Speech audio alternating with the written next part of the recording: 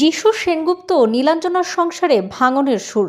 গত কয়েকদিন ধরেই সেই খবরেই মুখর টলিপাড়া। প্রথমে অনেকেই খানিকটা বিস্মিত হয়েছিলেন, পরে অবশ্য সেনগুপ্ত পরিবারের অন্দরের কথা পাঁচ কান হতেই ভ্রম কেটেছে অনুরাগীদের। টলিপাড়ায় গুঞ্জন, বিবাহ বিচ্ছেদের দিকেই এগোচ্ছেন চর্চিত এই দম্পতি। শোনা গিয়েছে ইতিমধ্যেই বাড়ি ছেড়ে অন্যত্র থাকতে শুরু করেছেন যিশু।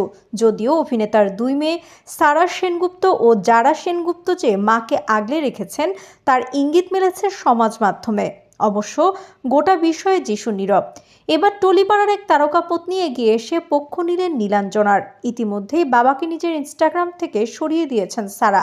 মায়ের শক্তি হয়ে দাঁড়িয়েছে ছোট মেয়ে যারা। এবার নীলাঞ্জনার পাশে টলিউড থেকে প্রথম কেউ এগিয়ে এলেন, তিনি শাশ্বত চট্টোপাধ্যায়ের স্ত্রী মহুয়া চট্টোপাধ্যায়।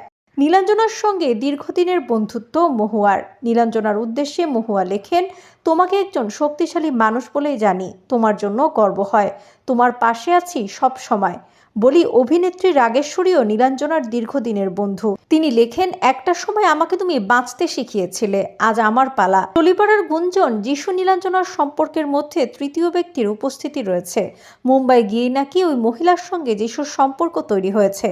তার জেরেই সংসারে ভাঙন। ইতিমধ্যেই নিজের নামের পাশ থেকে সেনগুপ্ত পদবি মুছেছেন নীলাঞ্জনা।